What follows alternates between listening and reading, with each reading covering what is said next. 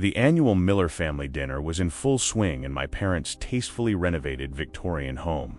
Crystal glasses clinked, silver scraped against fine china, and the steady hum of polite conversation filled the dining room.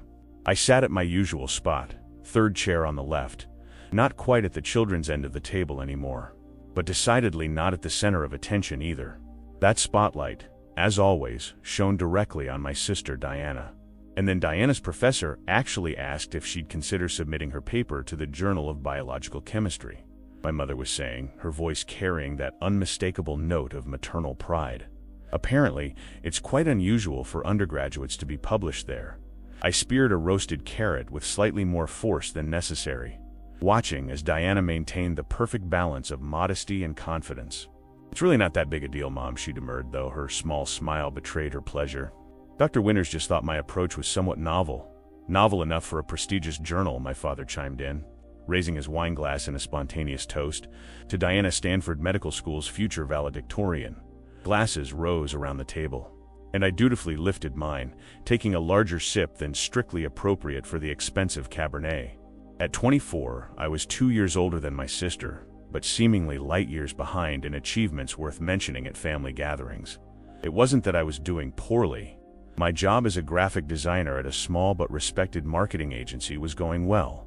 I had my own apartment in the city. I paid my bills on time. But in the Miller family, meeting basic adult expectations wasn't cause for celebration. Exceptional was the baseline. Extraordinary was the goal. "James, honey, how's your work going?" my mother asked, suddenly remembering my existence. "Still doing those website layouts?" "Actually, I just finished leading a complete rebrand for Meridian Healthcare," I replied, seizing the opening. It was a major project. New logo, visual identity system, website, everything. The CEO personally called to Diana, interrupted my Aunt Patricia. "Tell everyone about that research fellowship you applied for. The one in Switzerland." And just like that, the spotlight swung back to its rightful owner. I returned to my roasted carrots, listening as Diana described the prestigious fellowship that would almost certainly be added to her collection of accomplishments. Across the table, my grandmother caught my eye. Unlike my parents, whose attention was wholly captured by Diana's narrative, Grandma Rose was watching me with her shrewd blue eyes. At 82, she remained the most perceptive person in the family, noticing what others missed. She gave me a small, sympathetic smile before turning to her friend Eleanor Vasquez, who was attending our family dinner for the first time. Eleanor was Grandma's oldest friend. They'd taught together at the same high school for over 40 years. Though retired for more than a decade, both maintained the alert posture and observant gaze of veteran educators. I'd met Eleanor briefly upon arriving, but hadn't spoken to her directly. "N. We just found out yesterday that Diana's been selected as one of only 3 students to work directly with Dr. Harriet Chun next semester," my father was saying now, his chest visibly puffing with pride. "Dr. Chun is a pioneer in genetic research," my mother explained to the table at large. "She won the Lasker Award last year, which is often a precursor to the Nobel Prize." I reached for my wine again, wishing I could text my roommate from college, Luke, who would appreciate the absurdity of the Diana show as we'd come to call these family performances years ago. But pulling out my phone at the dinner table would only give my mother another reason to draw unfavorable comparisons between her children. "James." The sharp, clear voice cut through the ambient conversation like a thunderclap. All heads turned toward Eleanor Vasquez, who was staring directly at me with surprising intensity. "Yes?" I responded, startled into straightening my posture. "You're Rose's grandson who created that extraordinary digital art exhibition at the Hayworth Gallery last month, aren't you?" Eleanor asked, though her tone suggested she already knew the answer. A peculiar silence fell over the table. I felt blood rushing to my face as every eye turned toward me. Yes, that was me," I managed, acutely aware of my parents' confused expressions. Eleanor turned to address the table. "It was the most innovative use of digital media I've seen in years," she declared emphatically. The way he combined traditional artistic techniques with interactive technology was absolutely remarkable. My grandmother was smiling now, a knowing look in her eyes that suggested Eleanor's outburst wasn't entirely spontaneous. "James had an exhibition?" my mother asked, her fork suspended halfway to her mouth. "At the Hayworth?" And just like that, the careful narrative of our family dinner tilted on its axis, all because a retired art teacher had shouted my name. The Hayworth Gallery wasn't MoMA or the Guggenheim, but in our city's art scene. It was respected, known for showcasing emerging talents alongside established artists. My exhibition, a series of interactive digital installations exploring memory and identity, had run for 3 weeks in the gallery's smaller East Wing. I hadn't mentioned it to my parents. It wasn't spite, exactly, or perhaps it was partly, but it was also self-preservation. Years of having my achievements casually acknowledged before conversation returned to Diana's latest triumph had taught me to guard the things that mattered most. My art was personal in a way my day job wasn't. I didn't want to hear my mother's polite "that's nice, dear," or my father's inevitable questions about whether it would lead to better paying opportunities. "I don't understand," my father said, his brow furrowed in genuine confusion. "You had an entire exhibition? Of what, exactly?" Before I could answer, Eleanor leaned forward, her silver bob swinging with the intensity of her movement. Digital art installations that responded to human interaction. Each piece evolved based on how viewers engaged with it. One installation actually incorporated the viewer's own reflections, fragmenting and reassembling them to comment on how memory distorts our self-perception. She turned to me. "I'm describing it poorly, James. You should explain your work." The attention of the entire table, 14 people, including my parents, sister, aunts, uncles, cousins, and grandmother, was now fixed on me with an intensity I'd never experienced at a family gathering. Diana looked as surprised as everyone else, which gave me a small, petty satisfaction. For once, she hadn't been briefed in advance on a family member's accomplishments. "It's a series called Reflections and Refractions," I explained, finding my voice. "Digital art that uses sensors and cameras to create unique experiences based on how viewers interact with each piece. The technology responds to movement, facial expressions, even the amount of time someone spends looking at different elements." "But how did you get into the Hayworth?" my mother asked, still looking slightly stunned. "Don't they usually feature more established artists?" The implication was clear. How had I, her less remarkable child, managed to secure exhibition space at a respected gallery? "Juried competition," I replied, meeting her gaze. "They had an open call for their new Perspectives series. Over 300 artists submitted portfolios. They chose 8. 8 out of 300? My father's expression shifted slightly, the first glimmer of genuine interest I'd seen from him regarding my creative work. "That's quite selective. James has always been talented artistically," Grandma Rose interjected smoothly. "Surely you remember how the elementary school displayed his work in the district art show every year." My mother looked momentarily flustered.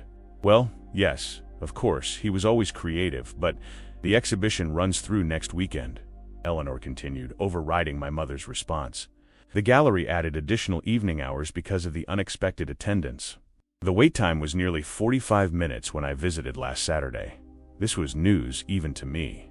I knew attendance had been solid, but the gallery director hadn't mentioned extended hours during our last email exchange. People waited in line to see James's art? My cousin Ethan, 16, and usually engrossed in his phone during family gatherings, looked up with newfound respect. "Indeed they did," Eleanor confirmed. "Many returned for a second viewing, including myself. Each experience with the installations is unique.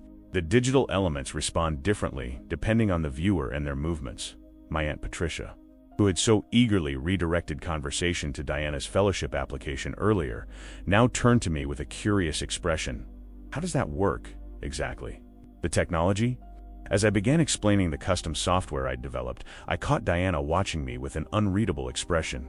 We'd been close as young children, co-conspirators building blanket forts and creating elaborate imaginary worlds before achievements and parental expectations had gradually driven a wedge between us.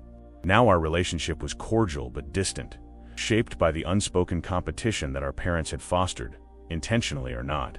So each installation collects data from environmental sensors and viewer interactions, then uses algorithms I designed to create unique visual and auditory responses. I continued, aware that I was speaking with an animation I rarely displayed at family gatherings. "That sounds technically complex," my father noted, his tone suggesting he was reevaluating something fundamental about his understanding of my capabilities. "Where did you learn to code at that level?" "Self-taught, mostly," I replied. "I started in high school, remember? That summer I locked myself in my room working on that game design project? The summer we thought you were just playing video games," my mother said, with the slightly uncomfortable laugh of someone recognizing a past misjudgment. I was trying to build them, actually. The words came out more pointed than I'd intended. A brief, awkward silence followed, broken by my grandmother. James has always been quietly determined, she said, her voice carrying the gentle authority that had commanded classrooms for 4 decades. He doesn't announce his goals with fanfare. He simply works toward them with persistence. It's a quality I've always admired. Her words hung in the air, their implication clear to anyone paying attention. Diana's achievements were certainly impressive, but they were also loudly celebrated, expected, and continuously reinforced by parental approval. Mine had developed in the shadows, unwatered by recognition, yet somehow still growing. Eleanor nodded in agreement with my grandmother. The art world has taken notice too. Did you see the review in the Tribune, Rose? The critic called James's work a breakthrough in how digital art can create deeply personal, emotionally resonant experiences rather than merely technical showcases. There was a review in the Tribune? My mother's voice had risen half an octave. The Tribune was the city's most respected newspaper, and its art criticism was notoriously exacting. Front page of the arts section last Sunday, Eleanor confirmed. I brought a copy, actually. I thought Rose might want it for her scrapbook. She reached into her large handbag and extracted a carefully folded newspaper section, which she passed to my grandmother. As Grandma Rose unfolded the paper, revealing a full-color image of viewers interacting with my central installation, I caught a glimpse of my sister's expression. For a fraction of a second, something that looked remarkably like hurt flashed across her features before she composed herself. "This is remarkable, James," my father said, leaning over to examine the newspaper. "Why didn't you tell us about any of this?" The question hung in the air, seemingly innocent yet loaded with implications.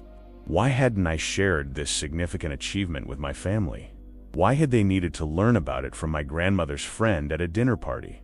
The answer, of course, was sitting in the complex history of our family dynamics, in the thousands of moments when Diana's accomplishments had been centered while mine were peripheral. In the subtle messaging that her path was the one that mattered most in my eventual decision to stop seeking approval that never quite measured up to what my sister received automatically. Before I could formulate a diplomatic response, Diana herself spoke up. "The real question is why we didn't know about it," she said, looking directly at our parents. "James's exhibition has apparently been open for weeks, got a major review, and none of us bothered to find out." She turned to me, something apologetic in her gaze. "That's on us, not you." Her unexpected alliance shifted the atmosphere once again. For perhaps the first time in our adult lives, Diana had publicly acknowledged the imbalance in our family's attention economy. The gesture was small but significant, a hairline crack in the foundation of our family's established patterns. As conversation tentatively resumed around the table, now centered on my work rather than Diana's, I caught Eleanor exchanging a satisfied glance with my grandmother. Their intervention had been deliberate, a strategic disruption of the family dynamic they had clearly discussed beforehand. The question was, now that the pattern had been interrupted, what would happen next? The remainder of dinner unfolded in uncharted territory. My parents, thrown off their usual script, attempted to navigate this new reality where their son's accomplishments suddenly demanded acknowledgement. Their questions about my exhibition carried a strange mix of genuine interest and compensatory enthusiasm, as if they were trying to make up for their previous inattention all at once. "So this is what you've been working on during evenings and weekends?" my father asked, helping himself to another portion of roasted vegetables. "I thought that was just hobby time." The word hobby hung in the air, revealing volumes about how he'd categorized my artistic pursuits. "It started that way," I acknowledged, trying to keep my tone neutral. "But it evolved into something more serious about 2 years ago." 2 years, my mother repeated, her expression suggesting she was mentally reviewing what she'd know or failed to know about my life during that period. "And the gallery approached you directly?" "No, Mom. Like I said, it was a juried competition. One submitted my portfolio like hundreds of other artists." "Without telling anyone you were doing it," she noted, a hint of accusation in her voice. And there it was, the subtle shift from surprise to wounded indignation. The implication that my privacy had somehow been a betrayal rather than a response to years of conditional attention. "I told people," I corrected. "Just not you or Dad." The bluntness of my response created another moment of uncomfortable silence. Across the table, my cousin Ethan suppressed a smile, clearly enjoying the disruption to our family's usual carefully choreographed interactions. James has been developing this body of work for quite some time, my grandmother interjected smoothly. His approach is very process-oriented. Not everything is meant for public consumption until it's ready. My mother's lips tightened slightly. She and Grandma Rose had always maintained a cordial but somewhat distant relationship. My mother, the corporate attorney with her structured worldview and emphasis on quantifiable achievements, had never fully understood her mother-in-law's more philosophical approach to life and accomplishment. "Well, we're very proud, of course," my mother said, her tone suggesting she was recalibrating her response. "It's just surprising to learn about such a significant event from Eleanor rather than from you." Directly, I took a sip of water, buying time before responding. The truth that I'd grown tired of having my achievements diminished in comparison to Diana's seemed too confrontational for the dinner table. But the diplomatic alternative felt like conceding a point I wasn't willing to concede. James likely wanted to establish his artistic identity independently, Eleanor suggested, her decades of mediating classroom conflicts evident in her diplomatic framing. Many artists feel the need to develop their voice away from family expectations. My father frowned slightly. "What expectations? We've always supported both our children's interests." Diana made a small, involuntary sound that might have been a suppressed laugh or a scoff. All eyes turned to her. "Sorry," she said, not looking particularly apologetic, "but that's not entirely accurate, Dad. My sister's unexpected entry into this increasingly tense conversation surprised everyone, most of all me." Diana had long been the diplomatic one, the peacekeeper who smoothed over family tensions rather than highlighting them. "What do you mean?" my father asked, his tone suggesting he was genuinely perplexed. Diana placed her fork down carefully. "I mean that James and I have had very different experiences of family support. My achievements have been celebrated loudly and publicly. His have been acknowledged politely. Then the conversation moves on usually to me." She glanced at me. "It's not fair. And it's not new." The table had gone completely silent. Even my younger cousins, usually oblivious to adult undercurrents, seemed to sense the significance of what was unfolding. "That's simply not true," my mother protested, though her voice lacked conviction. "We've always been equally proud of both of you." "Pride isn't the issue, Mom," Diana continued, with the precision that made her so formidable in academic settings. "It's attention and engagement. When was the last time you spent 15 minutes asking James detailed questions about his work? Because you spent at least that long this morning on the phone with me discussing my fellowship application, which isn't even due for another month." I stared at my sister, simultaneously grateful for her unexpected advocacy and uncomfortable with being at the center of a family confrontation. This wasn't how I'd imagined the evening unfolding when Eleanor had first called attention to my exhibition. "I think what Diana is trying to express," my grandmother said gently, "is that families sometimes develop patterns of attention that become self-reinforcing over time. It's no one's fault, really, just a dynamic that benefits from occasional recalibration." My father, looking genuinely disturbed, turned to me. "Is that how you feel, James? That we've favored your sister?" All eyes were on me now, waiting for my response.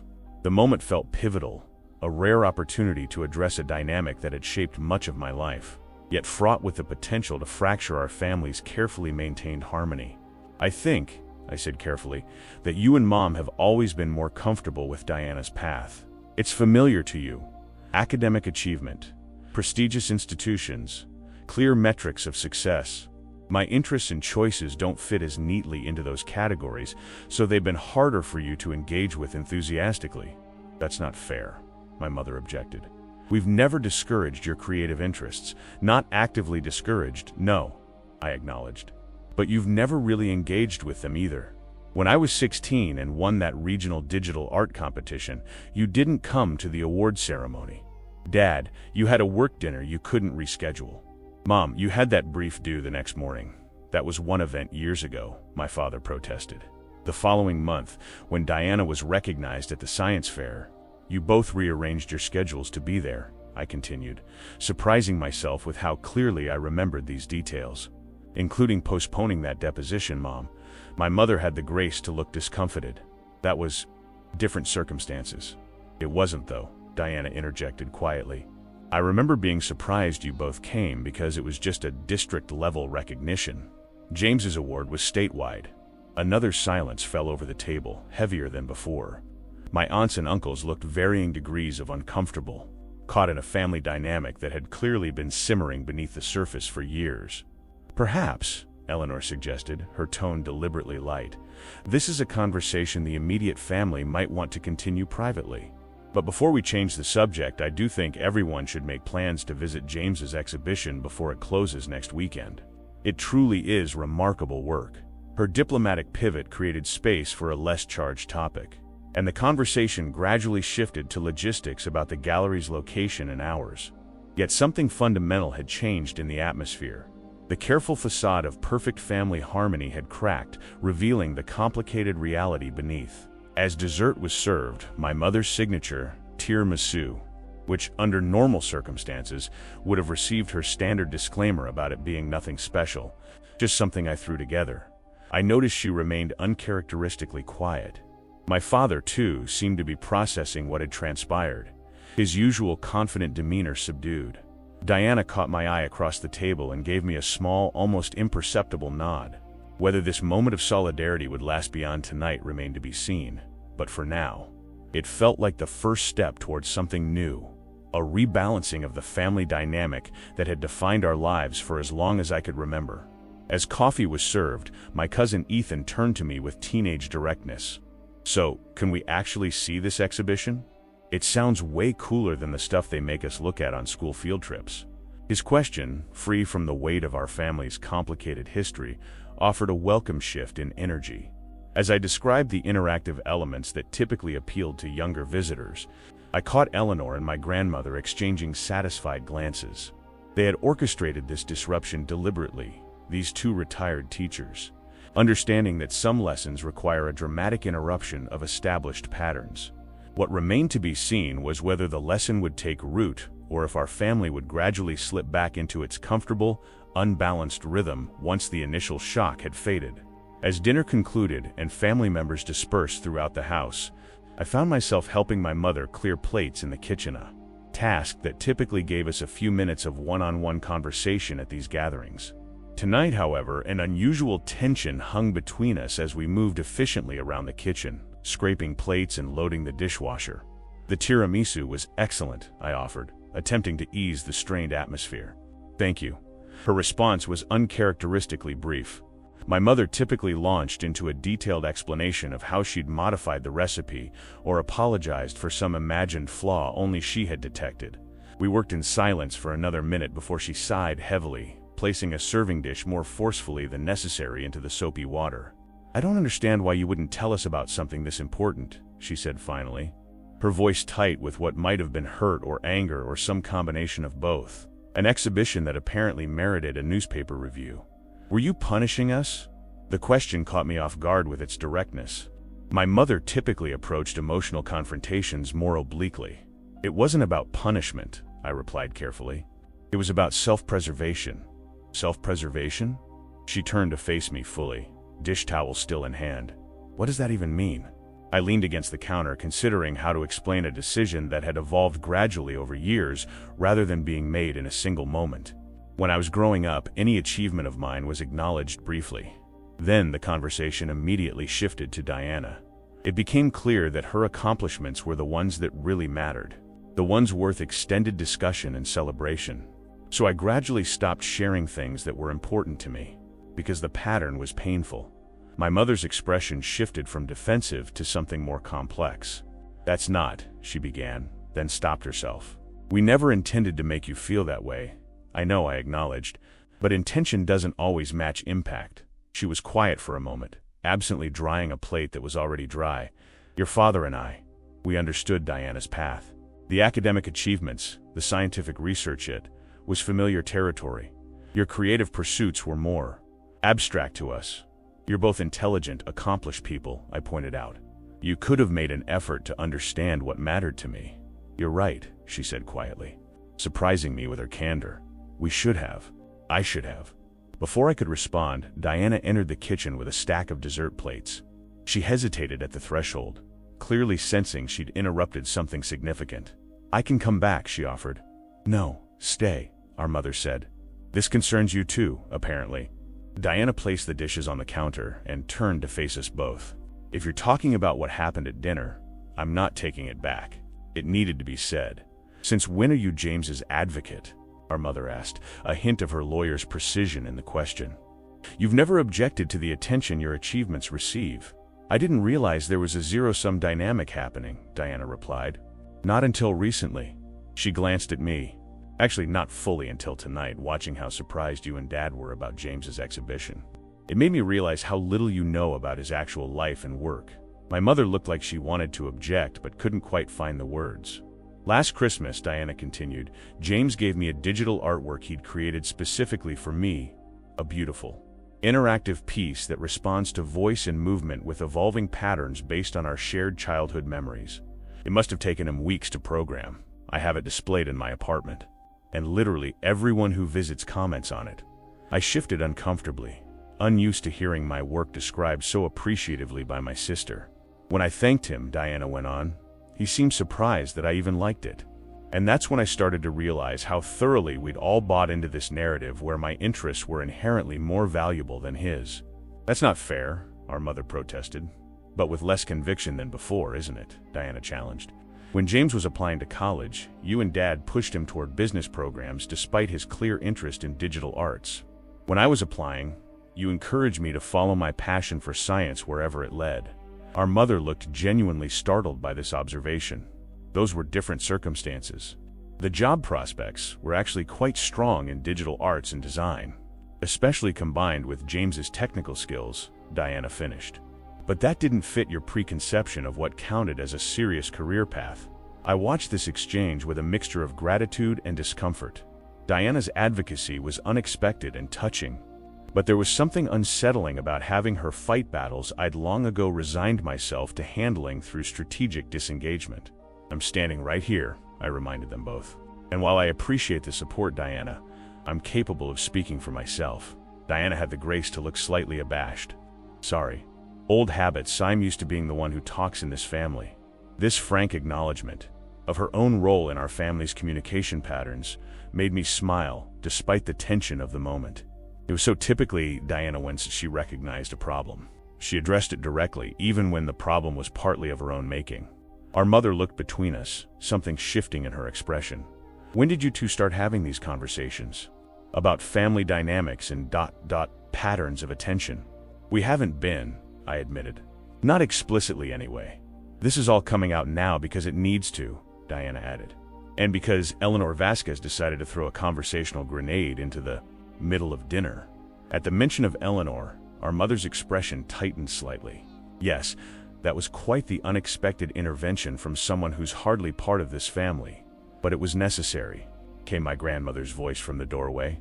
She stood there with Eleanor just behind her, both women carrying stacks of coffee cups. Sometimes it takes an outside perspective to illuminate what's become invisible to those inside a system. My mother straightened, her attorney's composure reasserting itself. "Rose, with all due respect, family matters are generally best discussed within the family." "And when would that discussion have happened exactly?" my grandmother countered mildly. "How many years would have passed with James's accomplishments remaining peripheral to the family narrative?" Eleanor stepped forward, placing her coffee cups in the sink. "If I overstepped, I apologize. But as an educator for over 40 years, I've seen too many talented young people diminished by family dynamics that unintentionally stifle their potential and confidence." My father appeared in the doorway behind them, taking in the tableau of tense faces. "What's happening here? Kitchen summit without me?" "We're discussing James's exhibition," my mother replied, her tone suggesting this was only partially true. "And apparently our failings as parents." My father's expression shifted to discomfort. "Perhaps this isn't the best time or place." "That's exactly the point," Diana interjected. "It's never the right time to discuss how this family consistently centers my achievements while treating James's as secondary. If Eleanor hadn't forced the issue tonight, when exactly would we have addressed it?" My father looked genuinely taken aback, both by Diana's words and by her confrontational tone, so different from her usual diplomatic approach to family matters. "Diana," he began, his voice carrying the slight edge he used when he felt his authority was being challenged, "I appreciate your concern for your brother. but you're characterizing a complex family dynamic in rather simplistic terms. Diana challenged. When was the last time you attended one of James's art openings before tonight's dinner? When was the last time you called him specifically to ask about his creative projects? Because you've never missed one of my academic presentations, and you call regularly to discuss my research in detail. Our father looked momentarily at a loss, clearly searching his memory for examples that might contradict Diana's assessment. The last opening I invited you to was 2 years ago, I supplied quietly. The group show at the Westfield Gallery. You had a conference that weekend, and I explained that at the time, he said, a defensive note entering his voice. These scheduling conflicts happen. They seem to happen consistently with James's events. My grandmother observed, yet mysteriously resolved themselves for Diana's. The kitchen had become uncommonly crowded, with 6 adults now engaged in a conversation that was rapidly exposing years of unacknowledged family patterns. Through the doorway, I could see my aunts, uncles, and cousins in the living room, pretending not to notice the intense discussion unfolding in the kitchen while obviously straining to overhear it. I think, I said, suddenly feeling the need to diffuse the mounting tension, that we should pause this conversation and continue it another time. When we're not hosting extended family, and when everyone has had a chance to reflect. Typical James, Diana said, though her tone was affectionate rather than critical. Always the peacemaker, even when you have every right to be angry. I'm not angry, I clarified, surprising myself with the realization that this was largely true. I'm hopeful, actually. The fact that we're having this conversation at all is progress. My parents exchanged a look. I couldn't quite interpret something between confusion and concern, with perhaps a hint of shame. Your exhibition, my father said after a moment. We'd like to see it. It's tomorrow, if that works for your schedule. The offer was clearly an olive branch, an attempt to begin addressing the imbalance that had been so starkly illuminated tonight. I could give you a personal tour, I offered, matching his conciliatory tone. The interactive elements work best with some guidance on the first viewing. I'd like that, he replied, a hesitant smile forming. Very much. My mother nodded her agreement, though her expression remained troubled. And perhaps afterward we could have lunch? Just the 4 of us? The 4 of us, our nuclear family, together for a meal without the extended family as buffer or audience. It had been years since we'd done that, I realized suddenly. Our family interactions had gradually shifted to these larger gatherings, where personal conversations remained surface level and brief. I'd like that too, I said. Eleanor and my grandmother exchanged satisfied glances. Their orchestrated disruption had achieved at least its initial goal-cracking, open a family dynamic that had calcified over decades, creating space for something new to potentially emerge. As we returned to the living room to rejoin the extended family, Diana fell into step beside me. Do you think anything will actually change? She asked quietly. I don't know, I admitted, but at least now the patterns are visible. That's the first step. She nodded thoughtfully. I'm sorry, for not seeing it clearly before, for being complicit in it. You didn't create the dynamic, I pointed out, and you certainly didn't ask to be the golden child. No, but I accepted the role pretty comfortably, she replied with characteristic honesty. It's easy to attribute disparities to merit when you're the one benefiting from them. Her self-awareness surprised me, though perhaps it shouldn't have. Diana had always been perceptive and quick to adapt when presented with new information. Those qualities had served her well in academic settings. Now she was applying them to our family system. As we rejoined the gathering in the living room, I caught Eleanor watching me with a thoughtful expression. I moved to sit beside her on the sofa. Thank you, I said simply, for what you did at dinner. It couldn't have been comfortable to insert yourself into another family's dynamics that way. Eleanor smiled, the fine lines around her eyes crinkling. At my age, comfort is less important than truth. And your grandmother has been concerned about this pattern for years. Years? I echoed, surprised. Grandma Rose had always been supportive of my creative pursuits, but she'd never explicitly acknowledged the imbalance in my parents' attention. Oh yes, Eleanor confirmed, but family systems are delicate. Confronting patterns directly often triggers defensiveness rather than reflection. We needed the right moment and evidence to compelling to dismiss. The newspaper review, I realized. That's why you brought it. She nodded, a mischievous glint in her eye. Hard to argue with the art section of the Tribune. Your parents may not understand digital art, but they certainly understand external validation from respected institutions. I laughed, despite myself. That's impressively strategic. 43 years of teaching adolescents, Eleanor replied with a wink. You develop certain skills for managing resistant systems. Across the room, I noticed my parents engaged in what appeared to be an intense but quiet conversation, their heads bent close together. My father glanced in my direction, his expression thoughtful rather than defensive. Something had shifted tonight. A rebalancing had begun, though where it would lead remained uncertain. The patterns of a lifetime wouldn't transform overnight. There would be backsliding, moments of reverting to established roles, the comfortable familiarity of old dynamics reasserting themselves. But the unspoken had been spoken. The invisible had been made visible. And in that newly created space, something different might have room to grow. The gallery was nearly empty when my parents arrived the following afternoon.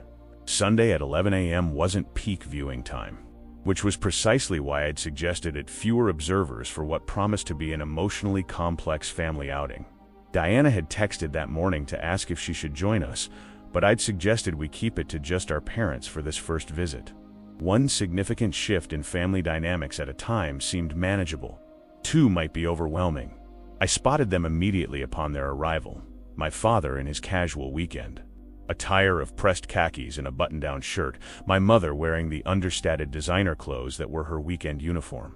They looked slightly out of place among the gallery's white walls and minimalist aesthetic, carrying themselves with the slight stiffness of people in unfamiliar territory. James, my father called, catching sight of me near the reception desk. This is quite impressive already. He gestured around the gallery space with genuine appreciation. The exhibition itself is through here, I explained, leading them toward the east wing. What you're seeing now is just the main gallery area. As we approached the entrance to my exhibition, I felt an unexpected flutter of nervousness. For years, I'd kept my creative work separate from my parents, protecting it from their polite but disengaged responses. Now, I was deliberately bringing them into this space, making myself vulnerable in a way I hadn't since early adolescence. Before we go in, I said, pausing at the threshold, I should explain that these pieces are interactive. They respond to movement, facial expressions, sometimes even the number of people viewing them simultaneously. Each experience is unique. My mother nodded, her expression one of concentration, as if preparing for an important client meeting. We'll follow your guidance, she said, her tone formally supportive. We entered the first installation space, where floor-to-ceiling digital screens created an immersive environment. Currently, they displayed a gently shifting abstract landscape in blues and greens, responding to the movement of the lone visitor across the room. This first piece is called Consensus Reality, I explained. It explores how our perception of the world is shaped by collective agreement rather than objective truth. As more people enter the space, the landscape becomes increasingly structured and defined. With fewer viewers, it becomes more abstract and fluid. As I spoke, the digital landscape began responding to our presence. The abstract forms gradually resolving into more recognizable elements: trees, water, sky, though still with a dreamlike quality that shifted as we moved through the space. The sensors are tracking our positions and movements, I continued. The software interprets that data to create a visual environment that reflects how human perception typically becomes more fixed and conventional in group settings. My father was watching the screens with unexpected attention, his head tilted slightly as he observed how the images responded to his movements. The technology behind this must be quite sophisticated, he noted, professional appreciation in his voice. I developed most of the software myself, I explained. Standard gallery systems couldn't achieve the specific interactions I wanted. My mother turned to me, surprise evident in her expression. You created the software too? Not just the visual elements? The question revealed how little they knew about my work. Yes, I've been coding since high school, remember? The technical and creative aspects are equally important in digital art. We moved through the exhibition space, stopping at each installation as I explained the concepts and technical components behind the work. My parents asked increasingly engaged questions, their initial stiffness gradually giving way to genuine curiosity. At the central installation, the one featured in the Tribune Review, we paused for nearly 15 minutes. Titled Reflections on Reflections, it used cameras and facial recognition technology to capture viewers' expressions. fragmenting and incorporating them into an evolving digital landscape that represented the malleability of memory and identity. "This is extraordinary, James," my father said quietly, watching as his own expression was captured, transformed, and integrated into the artwork. "I had no idea you were working at this level of sophistication." "Because you never asked," I replied, the words emerging before I could moderate them. Rather than becoming defensive, my father nodded slowly. "You're right. I didn't ask." He turned to face me directly. "I've been thinking about what was said last night, about patterns of attention in our family." My mother moved to stand beside him, forming a united front as they had so often during my childhood when delivering important parental messages. "We both have," she added. "And while some of what was said felt harsh in the moment, we recognized there was truth in it." I nodded, uncertain how to respond to this unexpected acknowledgement. "Your work is remarkable," my father continued, gesturing to the installation before us. "Not just technically impressive, but conceptually sophisticated. It says something meaningful about human experience." "We should have been paying attention," my mother added, her voice carrying a note of regret I'd rarely heard from her. "Not just to your work, but to the message it was sending, about what matters to you and how you see the world." I swallowed against a sudden tightness in my throat. After years of keeping my creative work separate from my family life, this moment of genuine recognition felt almost disorienting in its intensity. "There's one more installation," I said, gathering myself. "It's in the back room." I led them to a smaller, more intimate space where the final piece of the exhibition was displayed. Unlike the others, this installation was partially physical, a desk with objects that appeared ordinary but were embedded with sensors that triggered digital responses on the surrounding screens. "This one is called Family Systems," I explained, watching their reactions carefully. "It explores how family dynamics shape individual identity through patterns that often remain invisible to those within them." As my parents approached the desk, the screens around them activated, displaying abstract representations of interconnected systems that shifted and evolved as they interacted with the objects. When my father picked up a small framed photograph, the digital elements reconfigured to show patterns of connection that emphasized certain relationships while diminishing others. "The patterns change based on which objects you touch and how you arrange them," I explained. "It's a metaphor for how family systems adapt and reconfigure while maintaining certain fundamental dynamics." My mother was watching the screens intently, her analytical mind clearly processing the implications. "This is about us, isn't it?" she asked quietly. "About our family," I nodded, not trusting myself to speak. "When did you create this?" my father asked, his voice uncharacteristically subdued. "About a year ago," I replied. "It was the last piece I completed for the exhibition." My mother reached out to touch another object on the desk, a small key that triggered a dramatic reconfiguration of the patterns on the screens, creating new pathways of connection where none had existed before. "It's showing that systems can change," she observed, "that established patterns can be disrupted and reformed." "Yes," I confirmed. "Family dynamics aren't fixed even when they seem immutable. New awareness creates the possibility for different patterns of interaction." My father was watching the shifting digital landscape with an expression I couldn't quite read, something between recognition and regret, with perhaps a hint of hope. "Your grandmother orchestrated quite the intervention last night," he said finally. "She and Eleanor. They saw a pattern that needed disruption," I replied. "And they created the conditions for that to happen.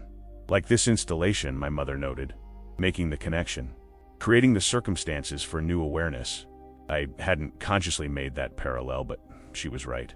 The retired teachers had employed the same principles. My artwork explored strategic interventions that made invisible patterns visible, creating space for new possibilities. "We'd like to do better, James," my father said, turning to face me directly. "We've been unbalanced in our attention and engagement. That wasn't intentional, but intention doesn't excuse impact."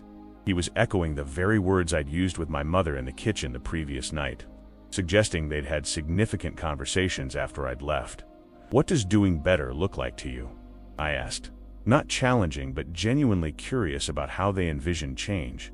My parents exchanged glances, a silent communication passing between them. "For starters," my mother said, "regular engagement with your work that doesn't require orchestrated interventions from your grandmother and her friends, and recognition that career paths outside our familiar territory can be equally valuable and worthy of support." my father added. Not just polite acknowledgement, but genuine interest and engagement. These were good starting points, though the real test would be sustained change rather than momentary good intentions. Patterns established over decades wouldn't transform overnight. I'd like that, I said simply. There's something else, my mother added, reaching into her handbag. We brought this. She withdrew a slightly worn leather portfolio that I recognized immediately.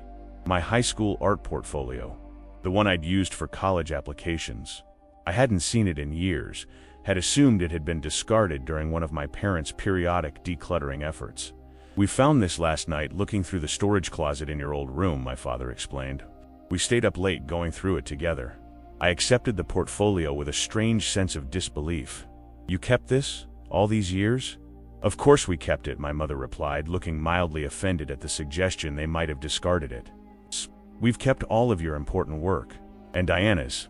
I unzipped the portfolio carefully, revealing teenage sketches and early digital compositions, earnest, technically unrefined attempts at artistic expression that nonetheless showed the beginnings of the themes I still explored in my mature work. There's remarkable consistency, my father observed. Even these early pieces show your interest in how technology mediates human experience and perception. The observation caught me off guard, not just the content, which was accurate, but the fact that he had identified a conceptual through-line in work created more than a decade apart. He had been paying attention last night not just to the individual pieces, but to the underlying themes connecting them. The technical execution has obviously evolved dramatically, my mother added. But the core interests are visible even in these high school pieces. This moment, my parents engaging thoughtfully with my creative development, recognizing continuity in my artistic concerns across years, felt like a significant shift. Not just polite acknowledgement of achievement, but genuine engagement with process and content. Thank you, I said, closing the portfolio carefully. For keeping these, and for looking at them with new eyes. We should have been looking more carefully all along, my father replied, regret evident in his voice. But we're looking now, as we left the exhibition, walking together toward a nearby restaurant for the lunch they had suggested. I felt a cautious optimism about the possibility of real change in our family dynamics. The patterns were now visible to everyone involved, which created the necessary conditions for transformation. Whether that potential would be realized remained to be seen, but the foundation had been laid. My phone buzzed with a text from Diana. "How's it going with Mom and Dad? Need backup?" I smiled at her continued readiness to advocate for me, this new aspect of our relationship that had emerged from last night's disruption. "Going well," I texted back. "Real conversation happening. Tell you more later." As we settled at our restaurant table, my parents began asking questions about my current projects and future exhibition plans, tentative steps toward the engaged interest they had promised. The conversation felt different, more balanced, more attentive to my responses, less perfunctory than similar exchanges in the past. One meal wouldn't transform years of established patterns. One exhibition visit wouldn't undo decades of unbalanced attention. But Eleanor's strategic intervention had created an opening, a crack in the system that allowed new possibilities to emerge. And sometimes as my work explored, that's exactly how transformation begins, not with complete revolution, but with small disruptions that make invisible patterns visible, creating space for new systems to gradually take shape. 3 months after the fateful family dinner, I found myself back in my parents' Victorian home for another gathering, this one smaller and more intentional. My mother had suggested a creative family dinner where each of us would share a current project or interest, a direct attempt to create more balanced attention for everyone's pursuits. Diana had initially been skeptical. "Isn't this just creating an artificial structure to force them to pay attention to you?" But I had persuaded her that new patterns often need scaffolding before they can stand on their own. Besides, I'd pointed out they're trying. That counts for something. And they were trying in ways both small and significant. My father had begun calling regularly to ask specific questions about my creative projects, making a visible effort to engage with terminology and concepts previously unfamiliar to him. My mother had surprised me by attending a panel discussion on digital art where I was a speaker, arriving early and taking detailed notes that she referenced in our conversation afterward. These efforts weren't always graceful. Sometimes their questions revealed how little they still understood about my artistic practice, and occasionally the old patterns reasserted themselves during family conversations. but the consistent attempt to create new dynamics mattered more than their occasional missteps. As I helped set the dining room table, my grandmother appeared in the doorway, watching me with evident satisfaction. "Eleanor sends her regards," she said, placing a small package on the table. "She's sorry she couldn't join us this evening.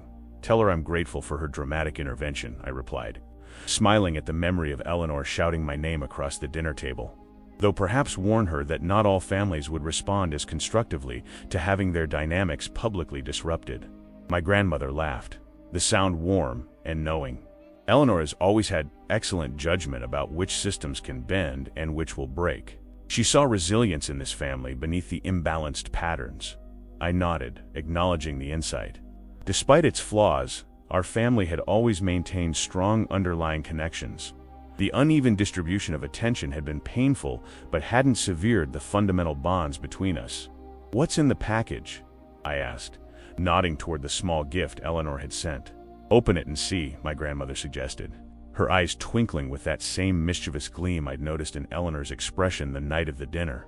I unwrapped the package carefully, revealing a small, elegantly framed article, not the Tribune review of my exhibition, as I'd initially expected, but a much older newspaper clipping.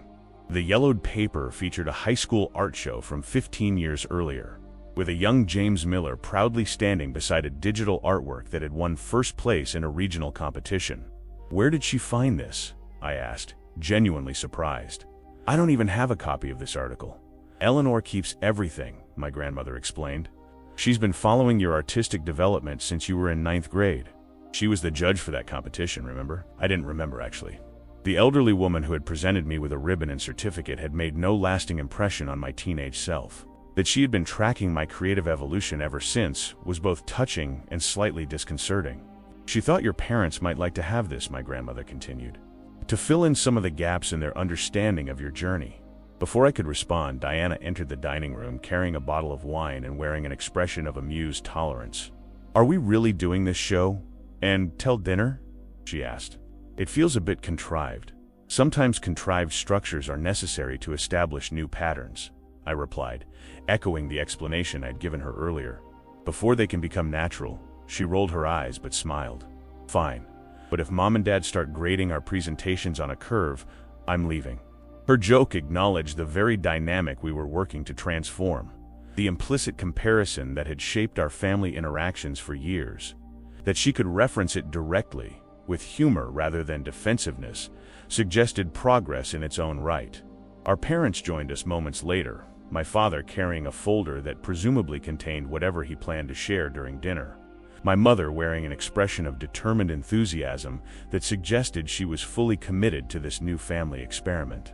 "I see Eleanor sent her contribution," my mother noted, spotting the framed article on the table. "Trust her to have kept a 15-year-old newspaper clipping featuring her friend's grandson." "She's nothing if not thorough in her record-keeping," my grandmother agreed. "And her interventions." My father picked up the framed article, studying the image of my teenage self with a complex expression. "I remember this competition," he said quietly. "We had that client emergency in Chicago that weekend." The fact that he remembered the conflict and recognized it now as a missed opportunity was itself a form of progress. 3 months earlier, he likely would have defended the choice as necessary and reasonable. "Well, we're here now," my mother said, her tone suggesting she was deliberately choosing to focus on present possibilities rather than past patterns. "And I, for one, am looking forward to hearing what everyone is working on." As we settled around the table, the structure of the evening creating intentional space for each family member's pursuits and interests, I caught my grandmother watching the proceedings with quiet satisfaction. The intervention she and Eleanor had orchestrated had achieved its purpose, not solving all family dynamics in a single dramatic moment, but creating the conditions for gradual, intentional change. Diana was right that there was something slightly artificial about this creative family dinner concept.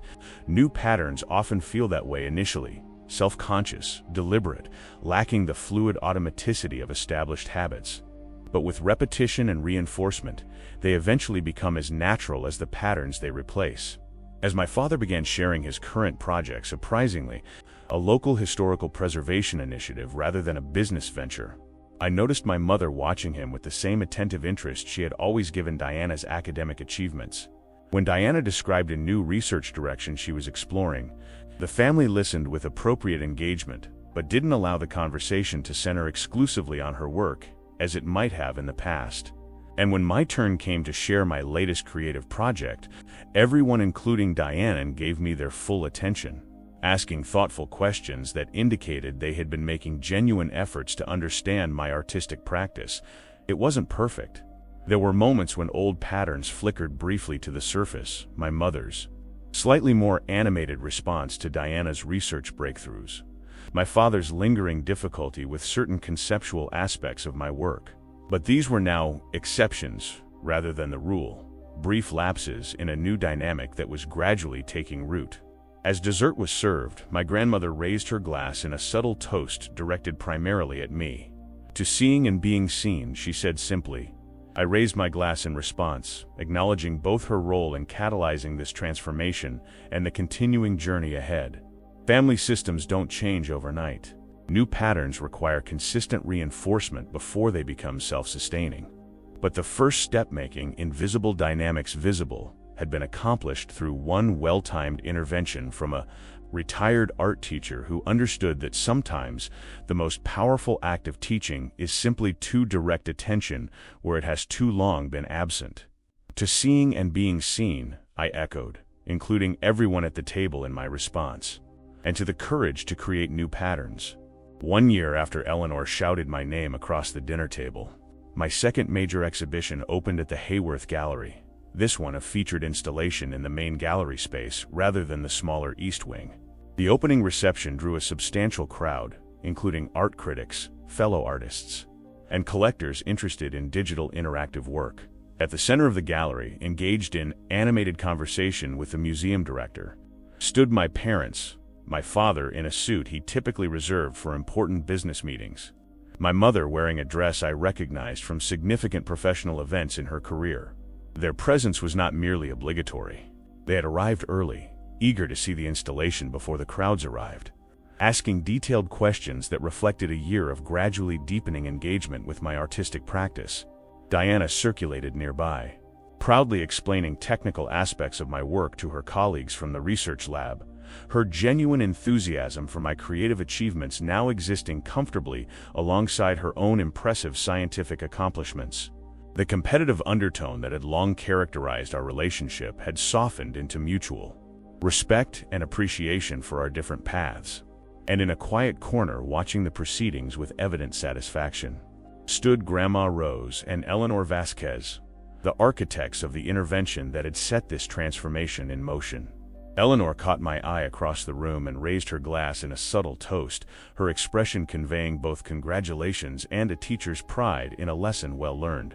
Family systems can change, given the right conditions, visibility of existing patterns, willingness to acknowledge impact rather than just intention, and consistent effort to establish new dynamics. Not all families have the resilience to undergo such transformation, but those that do often emerge stronger and more authentic in their connections. As I moved through the gallery, accepting congratulations and discussing my work with guests, I carried the awareness that my artistic journey was now fully integrated into my family narrative, neither subordinate to my sister's achievements nor separated as a form of self-protection. The family dinner, where my parents had praised my sister until my grandmother's friend shouted my name, had become a pivotal moment rather than a recurring pattern, the beginning of a new chapter rather than the continuation of an old story. When family dynamics consistently overlook your contributions or minimize your path, consider what might happen if invisible patterns were made visible. Sometimes a strategic intervention, whether your own or from a supportive alike, and create space for new awareness and more balanced attention. The discomfort of disruption is temporary, but the potential for transformation is lasting. What conversation might you initiate? What truth might you speak that could begin shifting a family system toward greater recognition and more authentic connection for everyone involved?